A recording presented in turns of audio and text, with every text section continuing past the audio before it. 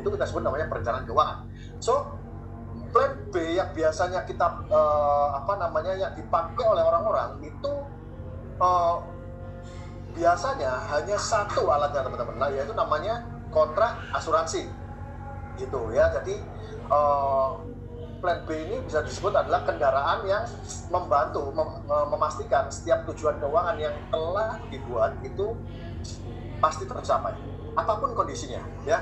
Dalam kondisi baik, kondisi sehat, biar rencana tadi tentunya tercapai. Tapi jika rencana itu di luar harapan, di luar prediksi, yang terjadi adalah sebaliknya. Tiba-tiba di tengah jalan adalah kepala keluarganya sakit, kepala keluarganya tutup usia. Lalu bagaimana rencana-rencana tadi yang sudah dibuat yang bersama dengan keluarga itu tetap harus tercapai? Tentunya harus ada namanya sebuah perencanaan dengan sebuah alat, yaitu kontrak asuransi, teman-teman ya. Nih teman-teman ya, apa yang terjadi jika sebuah situasi dapat dikendalikan saat kita datang kepada prospek untuk menawarkan untuk memberikan penawaran asuransi tanpa kita tahu apa yang akan menjadi kendala di masa depannya, tentunya di sini ya. Seorang buat perencanaan, tapi kita nggak pernah tahu nih kendalanya, kita nggak pernah tahu dan nggak bisa maka prospek akan merasa tes. Jelas suara saya? Oke.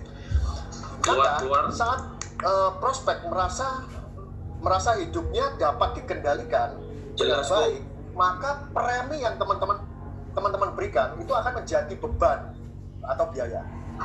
Premi akan menjadi semakin besar dan menjadi berat. Karena apa? Situasi dapat dikendalikan. Ya. Namun apa yang terjadi bila kendali itu tiba-tiba menjadi sebuah kendala, kendalanya menjadi besar, maka biaya akan menjadi ringan. Ini adalah psikologis harga, teman-teman ya. Contoh misalkan gini, oke, saya ketemu orang, saya nawari misalkan dia nggak punya asuransi kesehatan, dia perlu asuransi kesehatan, misalkan PSS katakanlah. Terus ngomong-ngomong, oke, terjadi setelah fact finding, akhirnya hitung-hitung ketemu premi misalkan katakanlah 700.000 misalkan, 700.000 ya. Nah, di situasi seperti ini bisa jadi orang yang mungkin punya pemilik bisnis, pemilik toko, bisnisnya mungkin lagi lesu, atau orang kena PHK misalkan, ya kan? Atau bukan PHK tapi pengurangan gaji misalkan. Nah, saat kita ngomong mengenai premi, bisa jadi secara psikologis si prospek akan merasa, aku ini loh bisnisku sepi, tokoku loh sepi, aku loh kena pengurangan gaji.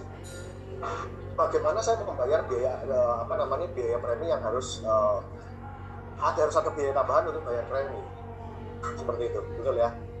Itu efek psikologis yang normal, teman-teman. Kenapa? Karena tidak berpikir kendala. Coba bayangkan kalau situasinya adalah seperti ini.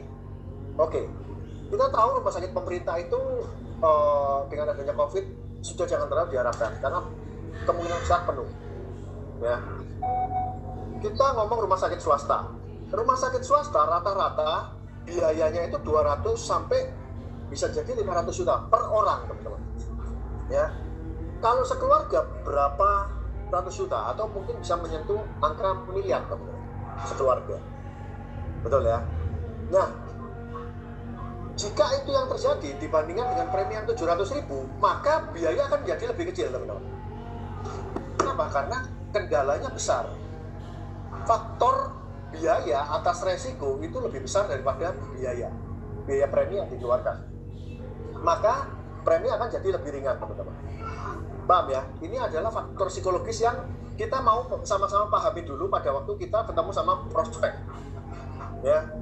Jadi saat prospek tidak memahami akan ada kendala di masa depan, maka dengan situasinya saat ini, biaya premi yang teman-teman ajukan itu akan jadi lebih besar, lebih beban buat mereka.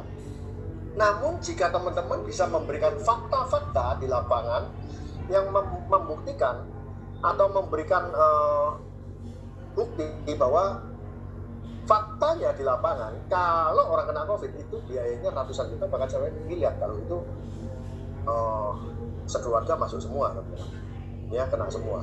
Ya, otomatis di sana biaya premi akan menjadi jauh-jauh lebih ringan dibandingkan dia harus mengeluarkan sejumlah uang yang diada-adakan bukan berarti ada teman-teman, tapi diada-adakan, nggak tahu ini caranya gimana. Yang penting bisa berobat, yang penting keluarganya bisa selamat semua. Paham ya? Lalu bedanya apa kalau dengan diada-adakan dengan premi kecil teman-teman? Dengan nyicil sekarang, bukankah ini adalah solusi yang membuat orang jadi lebih ringan dan lebih tenang teman-teman? Jelas teman-teman ya? Sampai sini teman-teman ada pertanyaan nggak? Ini sangat penting sekali pada waktu kita prospek psikologi biaya, di mana pada waktu kita open mind pikiran prospek ini kita harus kuasai dulu teman-teman. Ya, sebelum kita ngomong selanjutnya. Ya. Seperti yang sebelum-sebelumnya saya pernah sharing teman-teman, ya. Konsep asuransi ini adalah basicnya 3 teman-teman. Ada 3 basic dalam kenapa orang berasuransi teman-teman, ya. Konsepnya adalah konsep jaga uang sebenarnya, ya. Nah, di sini teman-teman, orang hidup tadi kan mulai dari anak-anak, kuliah, menikah, keluarga muda, punya anak, sampai tua, ya, sampai pensiun. Nah, semua itu perjalanan kehidupan. Sebentar, ini ada jam sekali. Oke. Nah, semua dalam proses perjalanan kehidupan keuangan seseorang, yang contohnya misalkan pendidikan anak, hari ini saya mau rencanakan anak saya mau kuliah di mana, di luar negeri kah atau di mana lah. Nah, itu kan masih nanti teman-teman, benar kan? Itu masih belum terwujud, tapi masih dalam bentuk adalah harapan, masih dalam bentuk perencanaan, angan-angan, cita-cita, yaitu ya kita sebut namanya harapan. Setiap orang mempunyai harapan di masa depan, ya, normalnya teman-teman, ya, mempunyai harapan. Contohnya pendidikan anak, pingin hari tuanya sejahtera. Kenapa? Tua ini bisa kita sebut adalah pasti teman-teman. Sejahtera belum mesti, ya. Sejahtera atau tidaknya tergantung dari perencanaan kita, setup kita di hari ini. Ingin punya rumah, wajar teman-teman. Setiap orang yang sudah berkeluarga, dia ingin memiliki rumah sendiri, ya. Setiap orang yang sudah bekerja ingin punya mobil sendiri teman-teman, ya. Setiap orang yang punya orang tua, umumnya, normalnya, ya, mereka ingin berbakti kepada orang tuanya, ya. Setiap orang yang punya finansial yang baik, pinginnya menjelajah dunia teman-teman, ya. Asal nggak takut sama ketinggian, gitu teman-teman, ya. Pinginnya traveling, ya, ke luar negeri, pingin explore, gitu ya. Itu normal sekali teman-teman. Dan seterusnya, harapan-harapan yang lain maksudnya. Ya, semua harapan ini teman-teman bisa dicapai saat seseorang mulai membuat perencanaannya dengan menabung atau berinvestasi teman-teman, ya. Ya, menabung atau berinvestasi, karena tidak mungkin saya mau pendidikan, ingin sekolahkan anak saya di luar negeri, terus besok langsung tersedia uangnya langsung sekolah, nggak mungkin. Saya harus berproses bulan demi bulan atau tahun demi tahun. Saya harus menyisihkan, menginvestasikan di instrumen yang sesuai dengan resiko saya, profil resiko saya, dan harapan return yang ingin saya capai di masa depan, ya, berinvestasi. Nah, untuk orang bisa berinvestasi atau menabung, tidak syaratnya cuma hanya satu teman-teman, yaitu pakai uang. Ya, karena zaman sekarang sudah bukan zaman, kalau zaman dulu waktu belum kemerdekaan mungkin masih bisa barter barang teman-teman ya, ketelan, terapa gitu ya. Sekarang nggak bisa teman-teman ya, barternya pakai uang. Mau investasi apapun ya alatnya pakai uang ya. Uang bisa diperoleh umumnya teman-teman ya, umumnya dengan bekerja atau berbisnis ya. Menikah dengan orang kaya juga boleh teman-teman ya, kalau punya modal ya. Modal tampang boleh ya. Terus apalagi piara tuyul mungkin ya, boleh juga teman-teman ya, terserah wes. Pokoknya menghasilkan uang ya. Oke, umumnya bekerja dan berbisnis teman-teman ya, untuk bisa menghasilkan uang. Nah, orang bisa bekerja dan berbisnis jika kondisi seseorang itu masih hidup, sudah pasti ya, sehat udah pasti, produktif artinya orang ini punya kemampuan, punya keahlian di bidangnya, sehingga dengan pekerjaannya ini bisa menghasilkan uang, atau dengan bisnisnya ini dia bisa menghasilkan uang. Itu yang kita sebut namanya produktif ya. Nah, harapan ini teman-teman bisa dicapai jika semuanya ini berjalan dengan lancar. Paham ya? Nah, bagaimana jika skenario yang kedua ini yang terjadi teman-teman? Kondisi kurang sehat, tiba-tiba kembung, masuk angin, diare, ya kan, habis 15-20 juta, atau tipes, demam berdarah, mungkin usus buntu sampai 50 juta. Nah, bagaimana caranya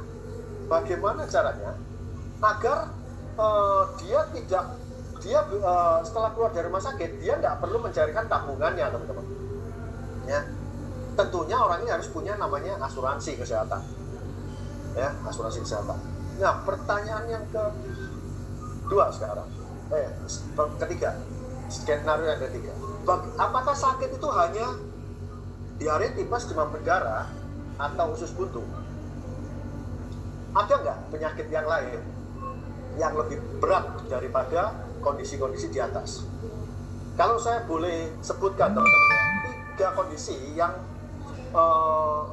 yang paling favorit lah, yang paling favorit biasanya mengunjungi ya, orang kaya banyak dikunjungi, orang yang biasa-biasa juga banyak dikunjungi penyakit ini teman-teman ya. Kalau saya boleh sebutkan adalah kanker, stroke, dan jantung teman-teman. 3 ini adalah top 3 yang favorit gitu ya di dunia teman-teman ya. Nah, kalau saya mau coba cek gitu teman-teman ya, kira-kira untuk biaya pengobatan kanker itu kira-kira teman-teman, kira-kira minim ya, kalau sampai sembuh bisa miliaran teman-teman, 3-5 miliar lah kira-kira ya. Nah, pertanyaannya adalah gini teman-teman, asuransi kesehatannya ini cukup nggak teman-teman? 3-5 M itu cukup ya? Itu pertanyaannya ya. Terus yang kedua teman-teman, yang kedua, paling cepat orang harus perawatan untuk kanker aja ya, contohnya yang tadi itu ya teman-teman, bisa 3-5 tahun teman-teman ya, 3-5 tahun. Nah, pertanyaannya teman-teman, harapan tadi ini gimana teman-teman? Anak yang sudah kuliah misalkan di luar negeri misalkan, gimana biayanya? Atau yang mau kuliah teman-teman, atau yang perjalanan mau kuliah sudah SMA, gimana teman-teman? Pasangan gimana kira-kira? Pasangan dari orang ini gimana? Ingin hari tuanya pinginnya sejahtera, kondisinya tiba-tiba seperti ini, kira-kira bagaimana ya? Lalu cicilan rumahnya gimana teman-teman ya? Cicilan rumahnya gimana? Beda kalau misalkan dalam kondisi meninggal langsung teman-teman ya. Meninggal ya rumahnya lunas teman-teman ya. Kondisi kritis ini teman-teman, ini lebih parah daripada kondisi langsung meninggal teman-teman ya. Sudah nggak produktif, biaya tambah besar ya. Orang kalau sudah kena kondisi kritis, sudah nggak bisa kerja, nggak bisa berpikir sehat, berpikir normal, fokus pada penyembuhan, dan biayanya membengkak teman-teman. Bukan cuma biaya kesehatan, tapi biaya lain-lainnya membengkak juga teman-teman ya. Makanya kondisi ini adalah kondisi yang lebih parah daripada langsung meninggal teman-teman gitu ya. punya mobil, contoh lagi punya rumah, punya mobil lah. Kalau rumahnya itu tempatnya dia beristirahat saat ini masih ngejel, sudah kena kanker, rumah disita, apa nggak longsor teman-teman, ya. Jadi apa dampaknya secara finansial dan secara psikologis, dan kepada siapa dampak resiko ini berdampak, teman-teman, ya. Jadi kalau kita ngomong mengenai perencanaan keuangan, teman-teman ingat kartu as, ya, apa dan siapa. Apa itu adalah apa dampak finansialnya, apa dampak psikologisnya, dan kepada siapa resiko ini akan berdampak, ya. Tentunya keluarga dekat, teman-teman, keluarga dekat dan teman dekat, teman-teman, ya. Kenapa kok teman dekat? Ya pastilah, teman-teman, kalau nggak punya asuransi kan pasti ya diutangi, teman-teman, betul ya. Bagaimana dampak kepada orang tua, ya, itu kenapa, teman-teman, kita perlu membuat sebuah perencanaan, yaitu untuk memproteksi pengeluaran, teman-teman, ya, minimum 5 tahun ke depan, ya. Kontrak untuk memproteksi pengeluaran, ya. Skenario yang keempat, teman-teman, jika yang terjadi adalah di masa COVID begini banyak sekali orang yang meninggal, ya, banyak sekali orang yang meninggal. Balik lagi, apa dampak finansial dan dampak psikologis, dan kepada siapa dampak ini dirasakan, ya. Bagaimana tadi anaknya sekolah, bagaimana masa tua, hari tua pasangannya, bagaimana dengan cicilan atau kewajiban yang harus dibayarkan setiap bulannya, dan biaya hidup, ya. Itu kenapa seseorang perlu menjaga income-nya tetap ada minimal 10 tahun, teman-teman, 10 tahun income sebagai dana darurat dalam kondisi new normal, ya, supaya keluarganya tetap hidup normal, ya. Kalau kepala pemberi nafkah tadi masih hidup, masih produktif, hidup keluarganya normal, teman-teman, ya. Begitu pemberi nafkahnya sudah nggak ada, keluarganya tadi akan memasuki masa new normal dalam hal keuangan, ya. Supaya tidak terjadi new normal, maka perlu dipersiapkan minimal 10 tahun dana darurat supaya kehidupan tetap boleh berjalan dengan normal. Untuk apa? Terutama untuk biaya sandang, pangan, dan papannya, teman-teman. Bayangin, teman-teman, ya, seseorang yang mempunyai perencanaan pendidikan anak, ya, dia buka polis untuk pendidikan anak, asuransi pendidikan anak, ya, proteksi dana pendidikan anak, tapi dia tidak mempertimbangkan untuk dana darurat minimal 10 tahun ke depan. Pada saat pemberi nafkah ini meninggal, teman-teman, maka dana untuk pendidikan anak tadi akan digunakan sebagai kebutuhan. Paham, teman-teman, ya? Jadi pahami dulu, saat seseorang menginginkan untuk membuat sebuah perencanaan pendidikan anak, proteksi pendidikan anak, coba pastikan seseorang ini telah memiliki ini dulu, teman-teman, ya. Gimana namanya kebutuhan perut, bayar utang itu pasti lebih diprioritaskan daripada pendidikan anak, ya. Nah, 3 konsep inilah, teman-teman, yang mendasari minimal setiap orang itu memiliki 3 hal ini, teman-teman, untuk perencanaan keuangannya. Ini minimal, teman-teman, ya. Lalu pertanyaannya, apakah hanya 3 hal ini? Banyak, teman-teman, ya. Fungsi kontrak asuransi itu sangat banyak, ya. Saya akan sharing di slide berikutnya, teman-teman, ya. Asuransi jiwa adalah sebuah kontrak hidup, ya, kontrak kehidupan, ya. Siapa yang hidup? Ya, keluarganya, ya. Ide-ide apa saja yang biasanya digunakan dalam perencanaan keuangan dengan asuransi, tentunya, teman-teman, ya, dengan kontrak asuransi. Tadi sudah kita bahas proteksi income, proteksi pengeluaran dan kewajiban, tadi juga kita bahas, ya. LI ini adalah life insurance, ya, asuransi jiwa. GI ini adalah critical illness, teman-teman, ya, untuk manfaat sakit kritis, ya. PCB, kalau kita ngomong PCB, sekarang ini teman-teman boleh pakai manfaat PCB atau Bluetooth, ya. Proteksi aset, HI ini health insurance, teman-teman, ya, health insurance, ya. Kenapa saya sebut health insurance ini adalah sebagai proteksi aset, teman-teman, ya. Kalau kita ngomong cash, itu artinya income dan tabungan, teman-teman, saving, ya. Kalau seseorang tidak punya asuransi kesehatan, maka dia akan pakai income-nya untuk bayar biayanya, biaya kesehatannya, ya. Kalau income-nya nggak cukup, berarti dia harus ambil tabungannya, teman-teman. Ya, kalau tabungannya nggak cukup, maka dia harus ambil cairkan investasinya di waktu yang tidak tepat, teman-teman. Padahal tujuan berinvestasi apa? Harapannya dia beli pada waktu investasi itu lagi murah, dia jual pada waktu harga lagi tinggi. Nah, pada waktu sakit, apakah harga itu pasti lagi di atas? Kalau misalkan harga itu lagi di atas, apakah dengan mudahnya investasi itu dijual dengan harga sesuai pasar? Contohnya properti itu. Faktanya saat seseorang tidak mempunyai cash atau tidak mempunyai asuransi dan dia punya aset yang cukup banyak, contohnya aset-aset real aset seperti properti, faktanya pada waktu aset itu dijual bisa laku 50% udah bagus, teman-teman. 30% lebih cepat, teman-teman, lakunya. Ya, itu faktanya, teman-teman. Jadi investasi akan hilang bukan karena pada waktunya dijual, tapi dijual pada waktu yang tidak tepat. Oke ya. Nah, 3 dasar ini teman-teman kuasai dulu, teman-teman, untuk untuk menambah setiap kebocoran dari perencanaan keuangan prospeknya, teman-teman. Life insurance JLI life insurance ya. Nah, berikutnya untuk apa lagi? Untuk rencana proteksi dana pendidikan, ini boleh pakai asuransi jiwa atau critical illness, teman-teman ya. Jadi pada waktu kita membuat sebuah perencanaan untuk dana pendidikan, pastikan kita memahami bagaimana cara menghitungnya, teman-teman ya. Cara menghitung berapa dana pendidikan yang harus dicapai ya, itu pertama.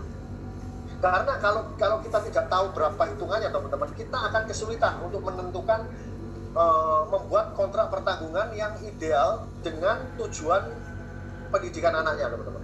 Ya.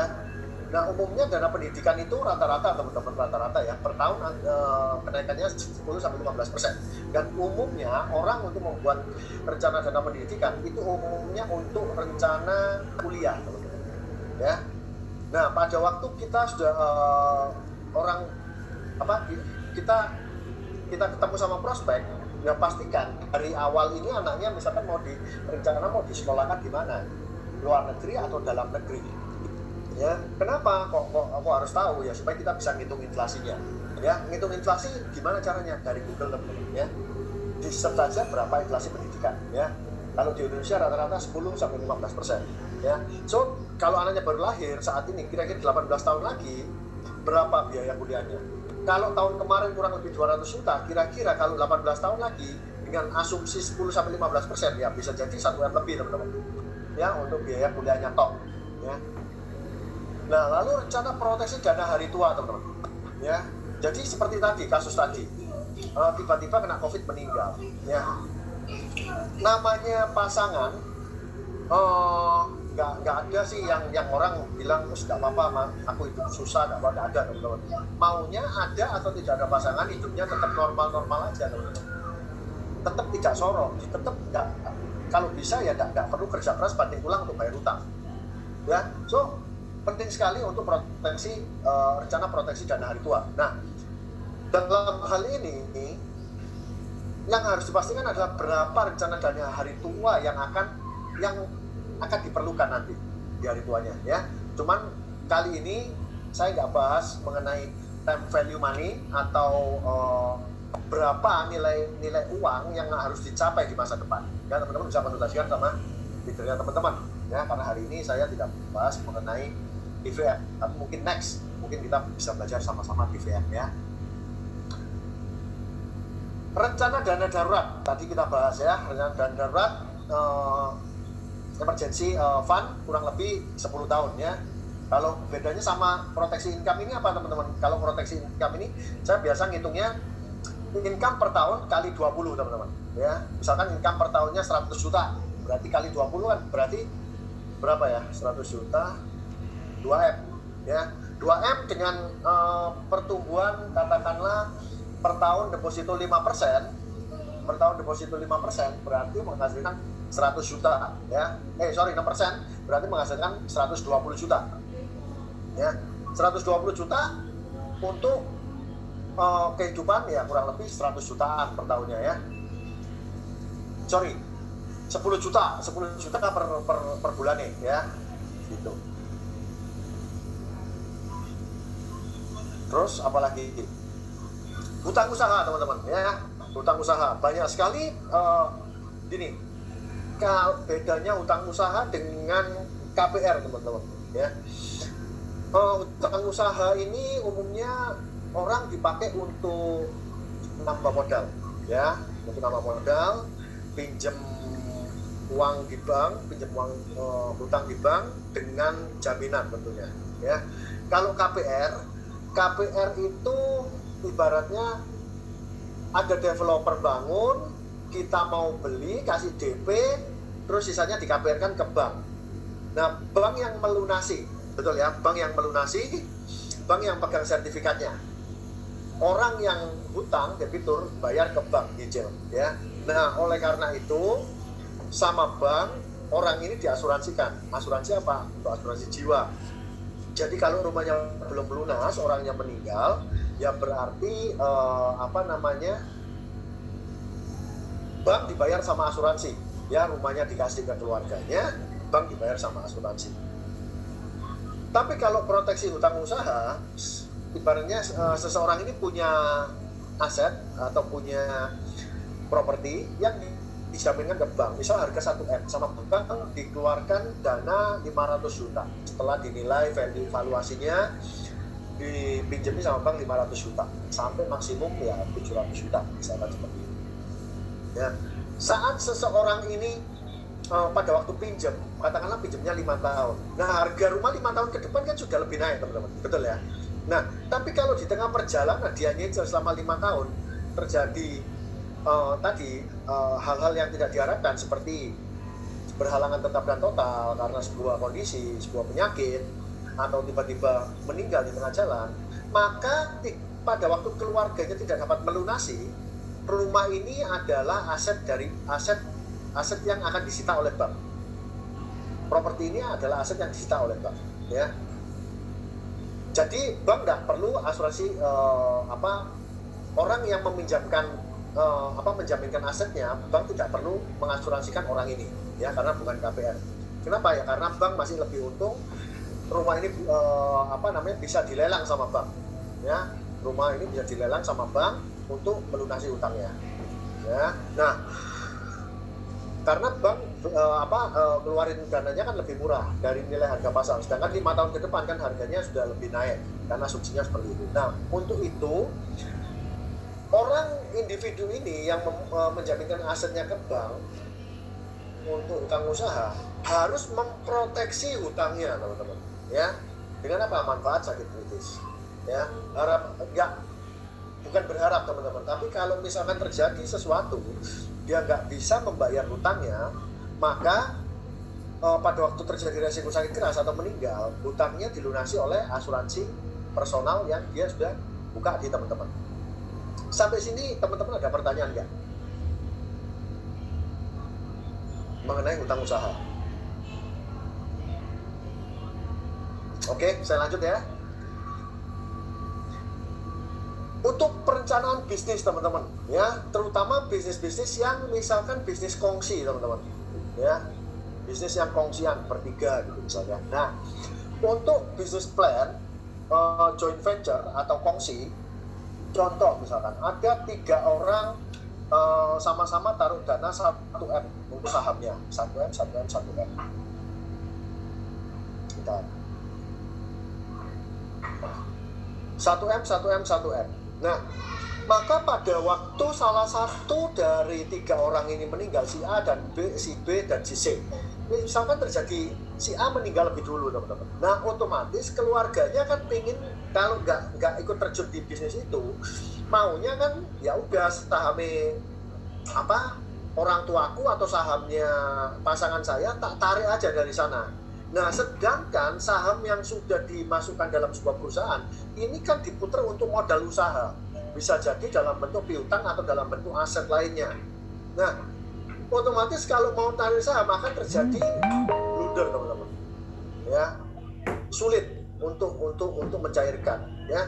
Itu kenapa sebuah perusahaan yang kongsi sebaiknya setiap orang memiliki asuransi jiwa yang dikeluarkan, yang dibiayai oleh PT, dan ahli warisnya juga PT, teman-teman, ya. Ahli warisnya juga PT. Nah, jadi pada waktu terjadi resiko dengan si A, maka tidak perlu tarik saham atau modal, tapi bisa dengan asuransi jiwa yang sudah dibuka dengan tertanggung si ABC tadi, itu bisa dicairkan dan diberikan kepada keluarganya. Ya, tentunya nanti akan dipotong pajak karena ini kan asuransi jiwa untuk perusahaan gitu ya, tidak akan dipotong pajak. Nah, tapi secara legal perusahaan ini aman, teman-teman, dari namanya sengketa.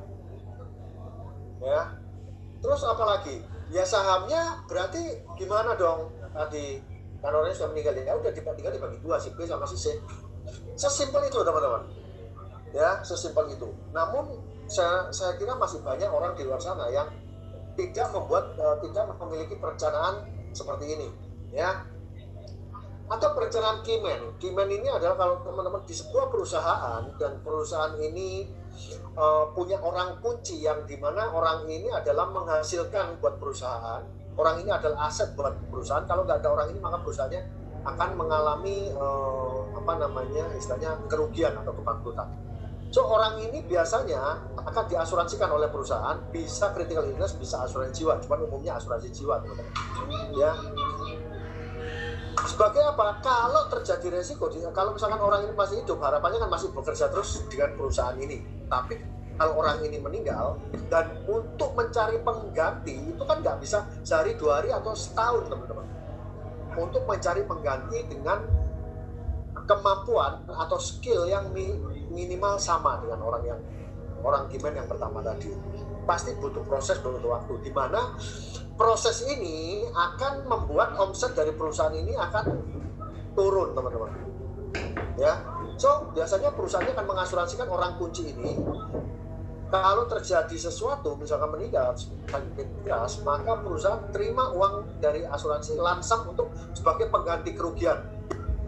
Nah, ini biasanya dipakai untuk rencana bisnis, teman-teman, ya, untuk joint venture ataupun untuk orang kunci, ya.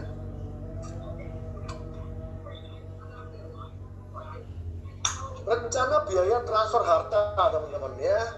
Transfer harta yang saya maksudkan di sini, jangan teman-teman bayangkan kalau rumah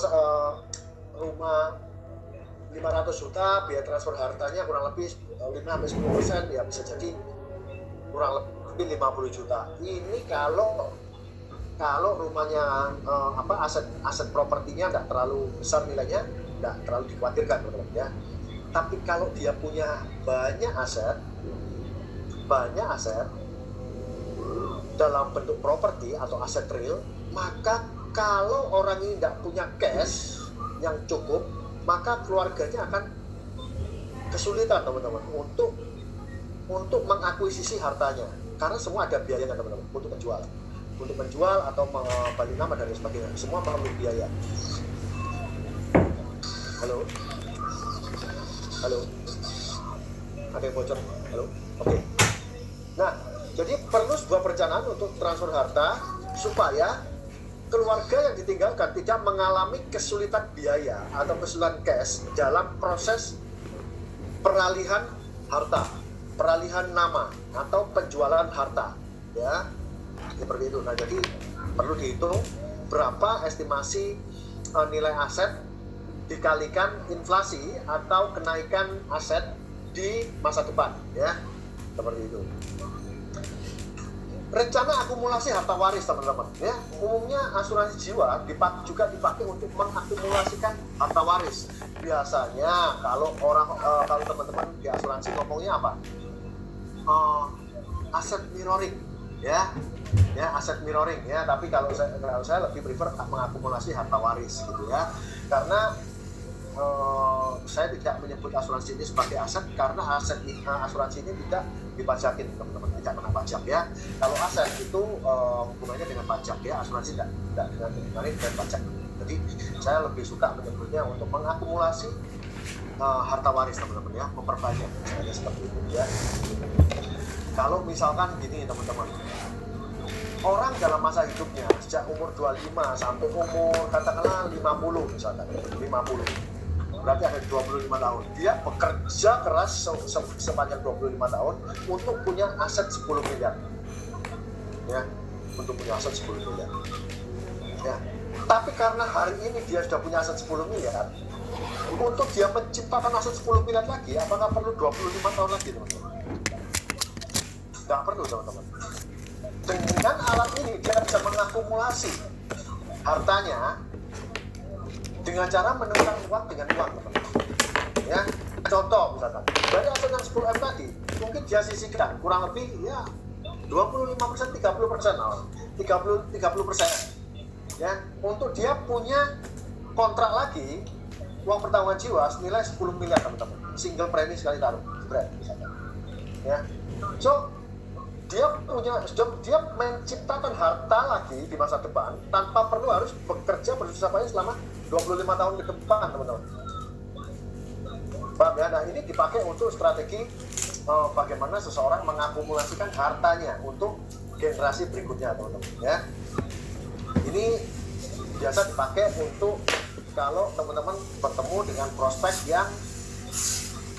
yang kaya, teman-teman. Ya, yang kaya, yang hartanya tidak habis 7 turunan, tapi dengan strategi ini hartanya bukan cuma tidak habis 7 turunan, tapi 8 keloan dan 9 tanjakan nggak habis-habis, teman-teman. Ya, rencana distribusi harta waris, ya, biasanya rencana distribusi harta waris, harta waris, teman-teman, ini identik dengan namanya waris itu adalah sama dengan harta dikurangi hutang, teman-teman. Ya, harta dikurangi hutang dikurangi pajak, teman-teman. Ya, nah jadi untuk memastikan nilai harta yang diwariskan itu minimal tetap sama dengan apa yang dimiliki orang tuanya, maka perlu perencanaan distribusi harta waris. Ya, supaya saat si pemilik nama ini meninggal dunia, harta yang diwariskan pada keluarga juga dipotong hutang dan lain-lain, dan biaya-biaya yang lain. Ya, pernah nggak teman-teman dengar orang kaya yang punya pabrik, tapi pada waktu meninggal ternyata hartanya minus, teman-teman. Hutangnya lebih besar daripada asetnya. Nah, ini yang terjadi tanpa perencanaan, teman-teman. Ini yang bisa terjadi. Jadi bukan harta yang melekat saat ini, tapi pada waktu yang saat meninggal nanti hartanya tidak berapa. So, dalam pendistribusian harta waris perlu perencanaan, di mana perencanaan ini untuk memastikan agar harta yang didistribusikan setelah dipotong biaya, setelah dipotong hutang, ini nilainya minimal tetap sama atau bertambah besar, ya, dengan kontrak asuransi jiwa, teman-teman. Nah, rencana transisi bisnis suksesor, teman-teman. Seperti teman-teman ketahui, banyak sekali bisnis saat ini, contoh. Seorang tukang potong daging di pasar Pabean misalnya. Dia punya anak sekolahnya di Australia, ya, sekolah di Australia di bidang apalah, yang keuangan atau bidang apalah, ya. Setelah pulang ke Indonesia, ya, anak yang dibesarkan tadi, anak yang dikuliahkan tadi, yang dipinterkan tadi dari hasil pekerjaan toko potong daging tadi, kira-kira apakah dijamin mau menggantikan usaha orang tuanya? Coba teman-teman boleh chat, supaya saya nggak kayak ini, teman, nggak kayak stand up comedy gitu ngomong sendiri, teman. Boleh di chat, teman-teman, ya. Belum tentu ya. Nah, faktanya teman-teman, banyak sekali orang tua yang sudah membangun bisnis, puluhan tahun dan anaknya tidak mau meneruskan. Lalu bagaimana solusinya? Bagaimana jalan keluarnya, teman-teman? Katakanlah misalkan mau ditutup, berarti mengalami kerugian, betul ya? Kalau misalkan tak jual, siapa mau beli toko daging? Ayo, Siapa mau beli toko potong daging? Mau tak merger, aku mau merger misalkan, mau tak merger sama siapa, mau di merger? Susah teman-teman. So solusinya adalah oke, karena bisnis ini tidak mungkin dilanjutkan oleh anak saya, maka bisnis ini mau nggak mau saat ini tak jalankan dulu ya. Saya buka kontrak asuransi senilai apa? Senilai income yang saya dapatkan di toko ini, teman-teman. Ya, nah income yang saya dapatkan di toko ini saya kalikan 20 tahun ke depan. Ya, berapa income-nya? Ya itu saya jadikan uang pertanggungan, teman-teman. Ya, dengan uang pertanggungan. Jadi pada waktu bisnis ini sudah saya tidak mampu lagi melanjutkan, ya udah bisnis saya tutup, anak saya tinggali kontrak pertanggungan. Jadi yang diterima anak saya dalam bentuk liquid, cash.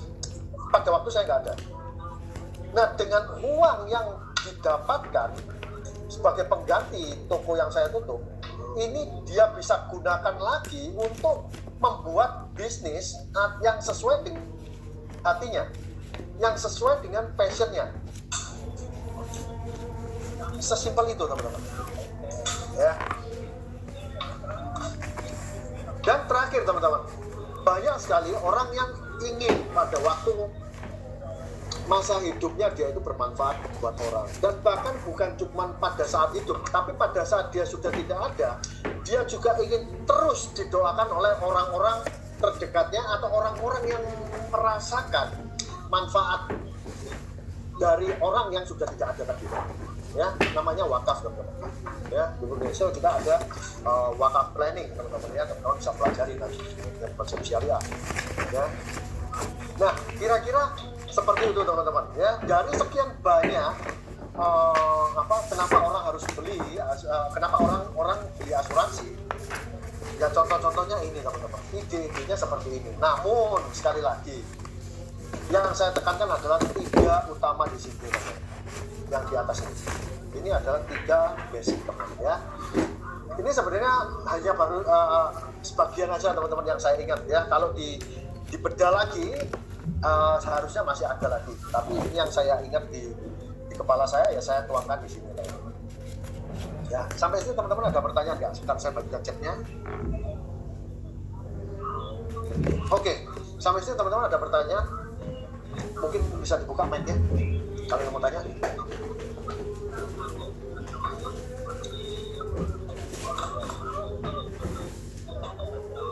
Sudah habis QD lanjutannya, Pak. Ini mungkin saya bisa bantu teman-teman yang mungkin ada kendala di lapangan untuk ini ya, teman-teman ya. Ini kan ide, jadi sekarang saya mau bantu teman-teman kalau ada kendala di lapangan mengenai KLHO ya. Ulang lagi dari Ko Thomas, berarti kalau ulang lagi berarti Ko Thomas silakan dimulai.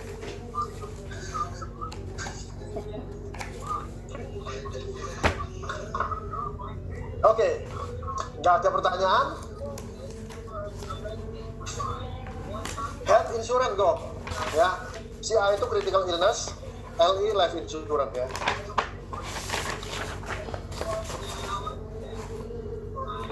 Jadi dari sekian ide, teman-teman lihat, health insurance hanya mewakili satu ini, teman-teman. Ya, yang banyak apa? Asuransi jiwa, teman-teman. Ya, asuransi jiwa lebih dominan.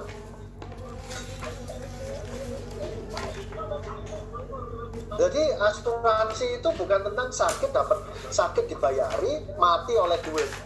Itu betul, tapi itu kasta yang paling rendah di dalam pemahaman asuransi jiwa, teman-teman. Di dalam pemahaman perencanaan keuangan.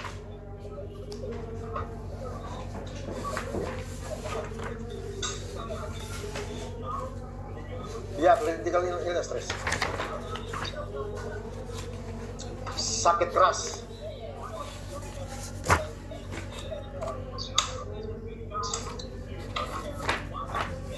Kau di samping lu.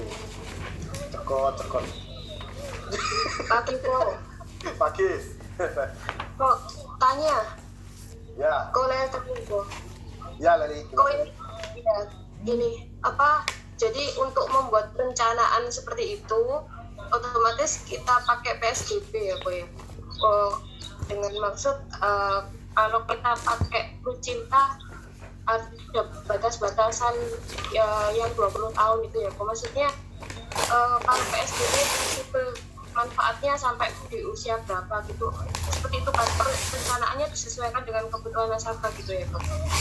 Boleh dengan Pro Cinta, boleh dengan PSBB kayak pendidikan, boleh pakai Pro Cinta ya.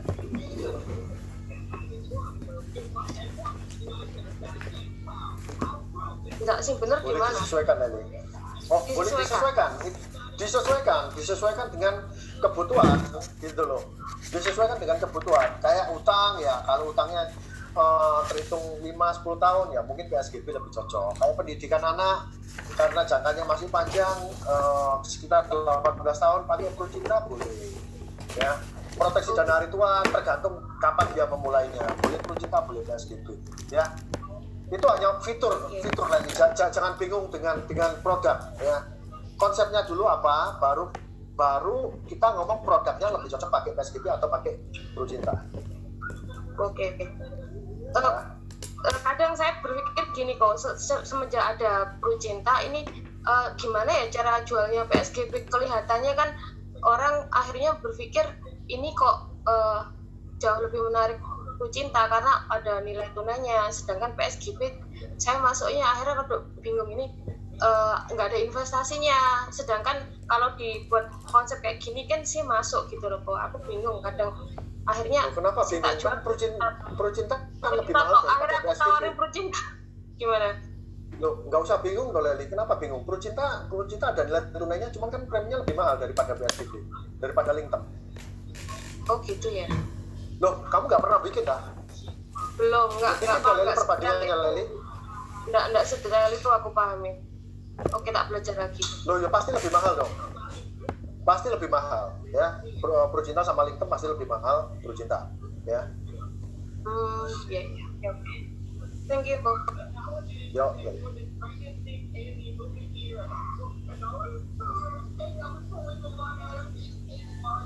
Ya, teman-teman, ada lagi? Teman-teman mungkin ada kendala di lapangan yang mungkin saya bisa bantu untuk ide-ide atau handlingnya di lapangan, teman-teman.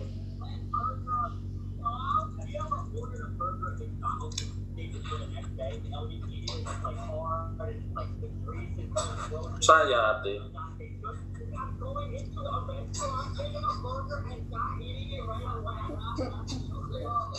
Nasabah tak tawari, dia bilang nggak butuh ini. Ya. Nah, kalau apa tinggal berapa duitnya kan standby sudah disiapin 10 miliar ini. Ya apa cara ngomongnya? Maksudnya lah ada apa-apa ini apa? Maksudnya lah sakit lah atau kok nawari apa gitu? Kok nawari apa? Sakit kan? Kamu sudah ada dana 10 miliar. Buat apa? Betul ya. Nah, kalau sakit kita ngomong nggak, sakit itu kan nggak cuma tadi kan nggak ngomong cuma diare, tipes, demam berdarah, betul ya. Nah, sekarang kayak tadi kita ngomong mengenai penyakit yang lebih berat, kanker, stroke, ya kan, yang membutuhkan miliaran. Katakanlah ada 10M buat biaya pengobatan selama beberapa tahun ke depan habis 5M sampai misalkan 3-5M, kan ya eman. Kalau dari 10M itu bunga didepositokan dengan bunganya bayar premi asuransi, sudah bisa dapat kurang lebih 15M sampai 35M kok. Duitnya oto, kok ada apa-apa, cuman premi ini bayar dari bunga bank, kok diproteksi sampai 15 sampai 35M. Kan lebih justru karena kok punya uang 10M kan kamu harus jaga. Ya wis, aku tak tanda-tangan sekarang ya wis. Gitu ya. Ya wes, kapan mau klaim gue?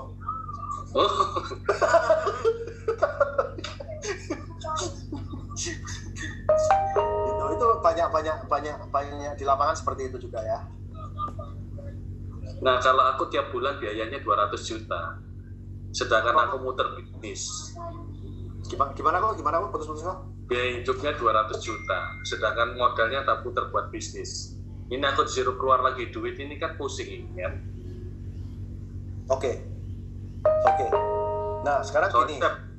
Belajar lewat suat ini kan dapat pencerahan hari ini sampai ngeluh. Gak ngeluh soalnya.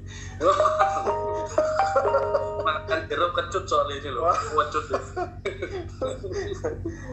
Oke, nah sekarang kan biaya hidup kurang lebih biaya per bulan 200 juta. Ya kan modalnya di no bisnis, di asuransi. Nah, sekarang dengan biaya 200 juta dan putar bisnis, ini harus ngeluh. Apalagi pada waktu bisnis itu berhenti sama sekali. 200 juta ini siapa yang biayai? Betul ya? Bisa jadi modal untuk bisnis kita pakai untuk biaya pengobatan. Ini kalau kita ngomong mengenai health insurance ya. Nah, kalau biaya bisnis kita pakai untuk pengobatan, seberapa besar kekuatan modal bisnis yang kita pakai untuk pengobatan? Bisa nggak kita ukur biaya kesehatan itu berapa puluh juta atau berapa ratus juta? Nggak bisa, Pak. Kalian kesedot kabeh. Nah, apa nggak belas kan? Apa biaya hidup apa nggak tambah kesulitan kan gitu? Jadi suruh ngirit ya 200 jadi 150, 50-nya buat ini ya, alternatif ini ya. Iya, boleh kok untuk jaga supaya pengeluarannya kan tetap stabil gitu loh, supaya bisnisnya juga tidak terganggu gitu. Siapa ini? Nah, oke, ini chatnya siapa ini? Kalau untuk prospek anak muda usia 25 tahun ke bawah ditawari apa?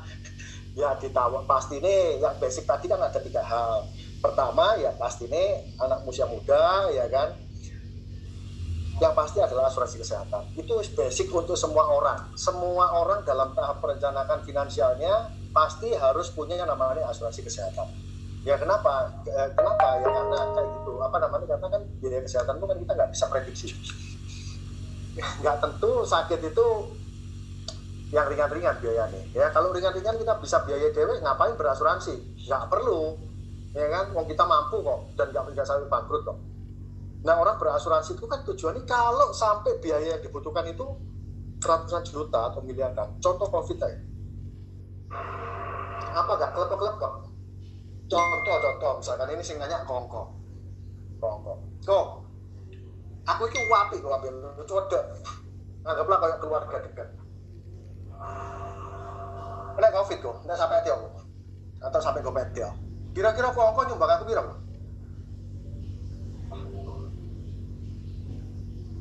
Mau sumbang cetia itu kamsia, bener nggak? Tapi cetia itu nggak bisa membantu. Tapi kalau cetia jadi perusahaan, tenang pikiran, betul ya? Nah kurang lebihnya seperti itu. Anthony, tolong tanya untuk anak-anak muda yang tidak sadar asuransi, bahkan lebih suka investasi, lebih enaknya ditawarin produk apa ya? Tidak suka ini bukan berarti tidak butuh. Tidak suka ini karena orangnya, menurut saya orangnya ini belum memahami. Ya ini normal sih, normal ya. Kalau dia lebih aku lebih suka investasi dan lain sebagainya. Ya kamu bisa kalau mau ngikuti ya bisa, ya udah bercinta untuk tabungan dan lain sebagainya. Cuman ini bukan membantu untuk perencanaan keuangan sebenarnya. Ngerti ya? Nah, kita sebagai agent kita yang harus lebih dulu memahami, tahu dulu bagaimana proses perencanaan keuangan ini terjadi, supaya kita bisa mengedukasi atau memberikan pemahaman kepada orang lain. Ya, saya banyak sekali menemui anak-anak muda yang seperti yang belum sadar asuransi ini sangat banyak. Ya, tapi pada satu titik pada waktu dia menikah dan punya anak, di sanalah dia mulai sadar. Ya. Rata-rata yang tak temui seperti itu. Ya, pada waktu dia belum paham, belum diomongi, masih merasa belum butuh dan lain sebagainya, nggak apa-apa, ya udah bangun hubungan aja, nggak masalah. Tapi kalau mau kasih nosing investasi ya bercinta bisa, tapi sebenarnya tidak sesuai dengan kebutuhan sebenarnya. Ya, seperti itu. Jadi memang perlu proses untuk anak muda ini untuk bisa istilahnya untuk kita membangun kesadarannya itu perlu proses. Ya, perlu proses, dan bukan cuma proses dari kita, yang termasuk proses ini adalah proses alami juga gitu ya. Proses alami maksudnya apa ya? Tadi begitu berkeluarga, punya anak, baru kepikiran, otomatis loh, gak dieling loh, otomatis nyari kita. Aku kapan hari asuransi kesehatan itu ya apa Bu? Anakku piro kok biasanya gitu, anakku piro, bukan DE loh, anakku piro asuransi ini, lo aneh ya, anaknya dulu, seperti itu. Nah di sanalah kita baru mengedukasi bahwa orang tua itu lebih penting, bukan cuma anak toh, tapi sekeluarga lu harus diproteksi. Nah seperti itu, ya itu momentum. Ya 600.000 apa 15M lah ya. Iya, per hari. belum memahami kemarin prospek teman kantor yang suaminya cacat permanen dan akhirnya berhenti bekerja. Wah, mari gini semangat, dia harus closing banyak dari pencerahan deh, kira langsung. Wah, ini banyak. Langsung Prospek teman kantor suaminya cacat dan akhirnya berhenti bekerja. Dia jadi tulang punggung. Dia ini pasangannya ya yang jadi tulang punggung sekarang ya. Jadi tulang punggung keluarga, baru mulai bahas dana darurat, langsung diskat. Percuma asuransi malah rugi uangnya. Terus ya kata lanjutin gue, aku bingung nyambungnya karena dia harus ada bad feeling sama asuransi. Oke, sekarang saya mau nanya, kenapa dia kita ngomong mau bedah penyakit ini, bukan ngomong bedah apa, kita mau bedah nih cara pikirnya seperti apa. Kenapa orang ini ngomong percuma asuransi malah rugi uang? Boleh tahu nggak? Apakah karena suaminya cacat dan tidak dibayar asuransi atau bagaimana? Neni, Trauma pada gitu ya. nah kan nggak ngerti kok, makanya kan mau tanya dari persepsi ini kenapa? Atau nggak pakai manfaatnya rugi. Nah kadang-kadang kan gitu. Ya mau semua kejadian baru cuan. Nyemplung kali yuk. Cuan. Oke, Neni, bagaimana Neni? Kenapa prospek mempunyai berpandangan percuma ikut asuransi malah rugi uangnya? Kenapa? Ada sakit apa kok sampai orang itu?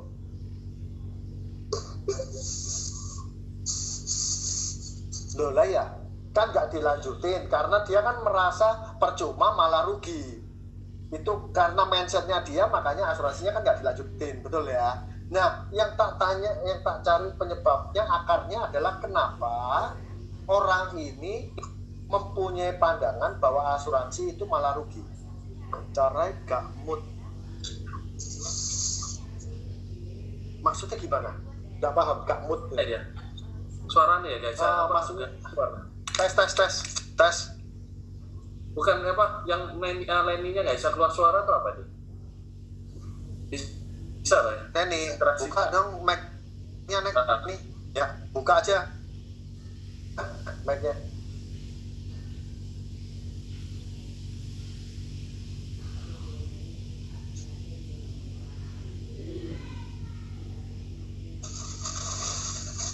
Halo, Nani.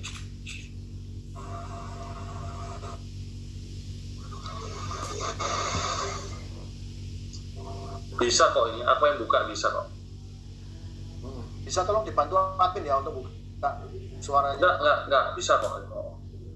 Enggak, mungkin dia tadi bikin enggak mute untuk nawarin orangnya atau apa. Tak kira mute enggak bisa suara keluar lagi. Ternyata tak baca lagi enggak mute untuk nawarin dia. Ya enggak, maksudnya kan enggak mudah. Caranya enggak suruh keluar apa suaranya apa, suruh siapa tadi itu yang tanya, boleh interaksi kan nggak apa-apa, mau di sini ya sama masternya, ini aja aku dapat pencerahan, semoga ini masuk ini dari ini. Titip juga 100 juta lebih lagi. Titip ya. Wah kecil ya, tetap dikejar ya.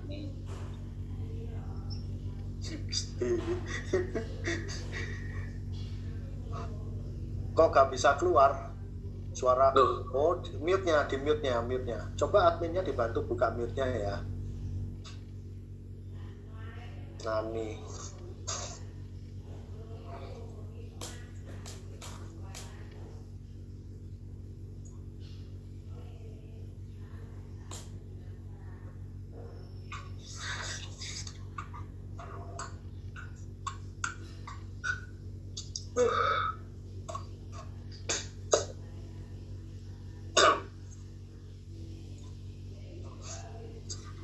Oh, lawang belum mode itu loh, apa namanya, apa, nah ini maaf bisa keluar dengar suara saya ya?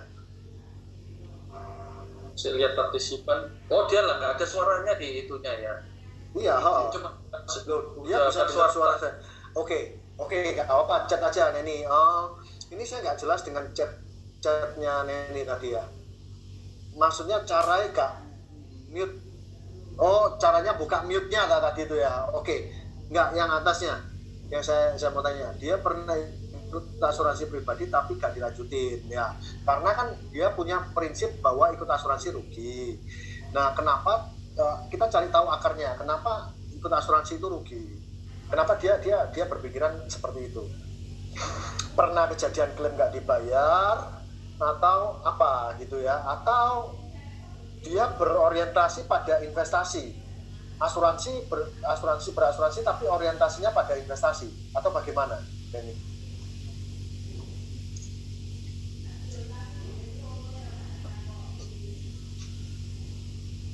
Oke. Nah, berarti menurut dia mungkin anggap oke.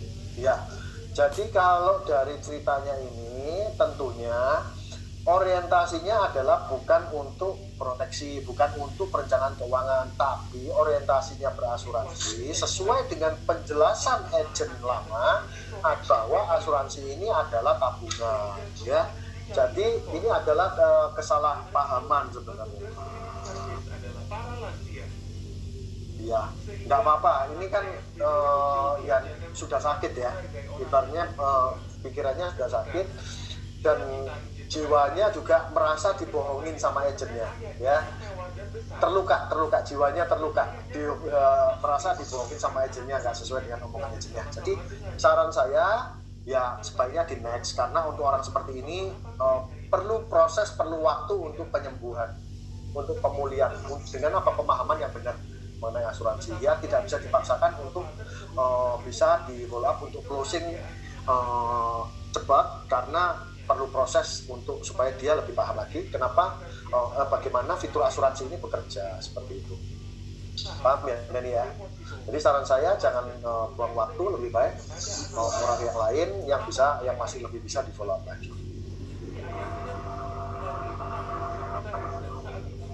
Sama-sama ini. Oke, teman-teman, kayaknya sudah nggak ada lagi yang tanya. Thank you untuk partisipasinya teman-teman siang ini. Semoga minggu ini teman-teman juga lebih